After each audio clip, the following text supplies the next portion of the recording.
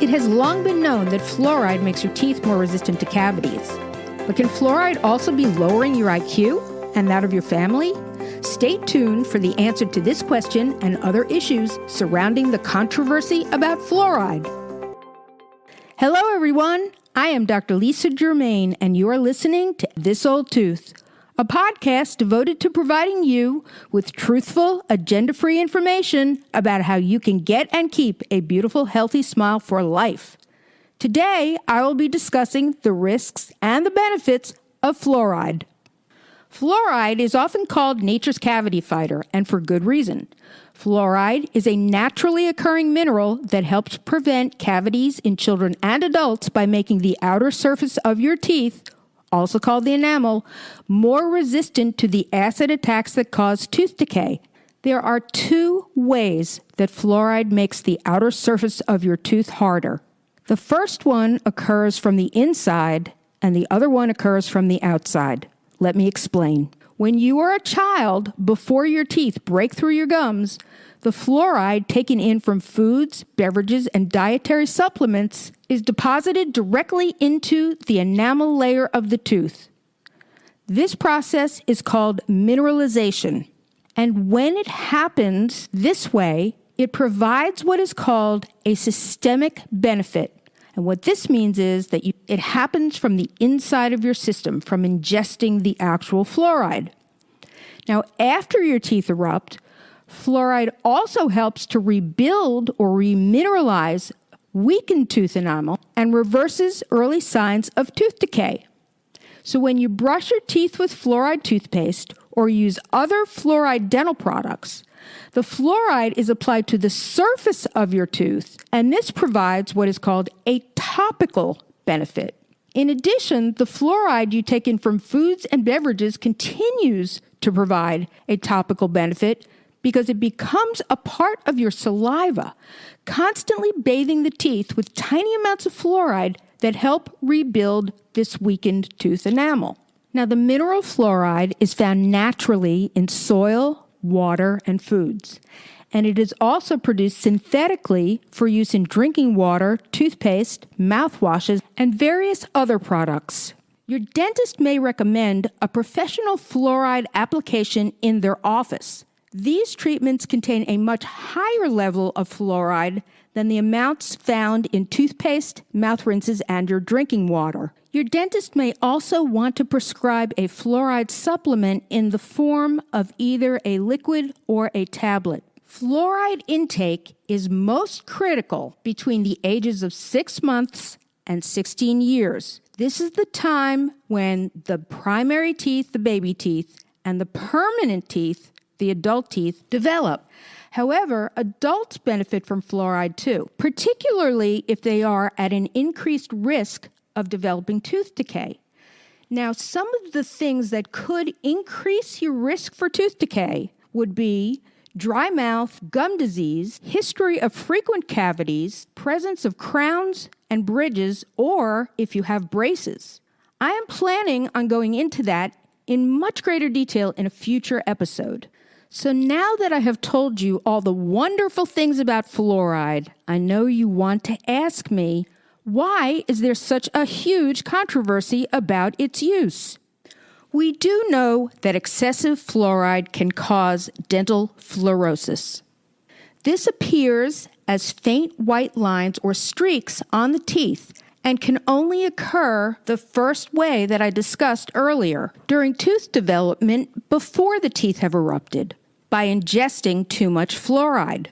Usually, it is barely noticeable. However, severe fluorosis can occur, and this can, in fact, create some pretty unsightly looking brown stains on the teeth. Now, the EPA only regulates public water systems, and the cases of severe dental fluorosis are usually seen when the primary water source comes from an area like a well that is not regulated by the EPA. And the fluoride level in this naturally occurring water source far exceeds the levels recommended by the EPA. There are many things that could be done to minimize the appearance of these stains, and the good news is that it doesn't damage the teeth. If anything, it just makes the teeth more resistant to tooth decay. However, if you are using a private water source, you might want to have the water tested to make sure that it doesn't have excessive percentages of fluoride in it. But the bigger question is, does fluoride really interfere with neurological development? I decided to look into that in greater depth. And what I found was that the scariest part about fluoride is how much misinformation there is on the internet about it. Take, for example, the article titled, "Harvard Study Confirms Fluoride Reduces Children's IQ." And truthfully, that is the article that prompted me to do this show. Let me read you an excerpt from that article. A recently published Harvard University meta-analysis funded by the National Institutes of Health has concluded that children who live in areas with highly fluoridated water have significantly lower IQ scores than those who live in low fluoride areas. And just to be clear, that is a quote from the article about the study, not from the study itself. So let's take a look at the actual Harvard study first. There will be a PDF link for this actual Harvard study in my show notes. But in brief, here is what I found. The study was a meta-analysis. This means that it took the data from several studies of the same kind and it was looking for a trend. All of the studies were done in Far Eastern and Middle Eastern countries where the drinking water far exceeded that recommended as safe by the EPA. Now that amount is 4 parts per million, and it far exceeded what is allowed in public drinking water, which ranges from 0.7 to 1.2 parts per million. What this means is that some of the exposed groups had access to drinking water with fluoride concentrations that were 10 times higher than normal. In addition to that, in the conclusion of the study, there's a statement that says, the estimated decrease in average IQ associated with fluoride exposure based on our analysis may seem small and may be within the measurement error of IQ testing. Still, each of the articles reviewed had deficiencies in some cases, rather serious ones, that limit the conclusions that can be drawn. So what you can see is that there is an obvious disparity between the facts of the actual study versus the article that was written about the study.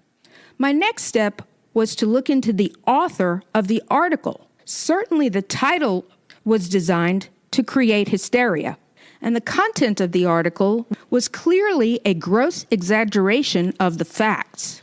The article was written by Dr. Joseph Mercola, who is not a true MD. Dr. Mercola operates one of the internet's largest consumer information sites, or should I say, misinformation sites. His site promotes medical advice that routinely clashes with conventional medical science. For example, he touts vitamin D as the silver bullet for cancer, and he advises against immunization, mammography, and you guessed it, water fluoridation. The medical community has repeatedly called Dr. Mercola dangerous, and that he steers patients away from proven medical treatments in favor of unproven therapies and supplements, which of course he sells. According to Dr. Stephen Barrett, who runs the medical watchdog site quackwatch.org, the information he's putting out to the public is extremely misleading. He exaggerates the risks and potential dangers of legitimate science-based medical care, and he promotes a lot of unsubstantiated ideas and sells products with claims that are just not true. So I decided to check out his website, and what I found out is that he also doesn't believe in root canals to save teeth, or if you need an extraction, implants to replace them. He then follows that up with a discussion about nutrition. So what I really would like to ask Dr. Mercola is this: how are people supposed to get proper nutrition if they don't have any teeth to eat with? So here we go. What's the truth? Well, Obviously, too much fluoride is not good for you. However, no matter how hard I tried, I couldn't find any indication that fluoride at therapeutic levels was harmful. And the benefits are enormous.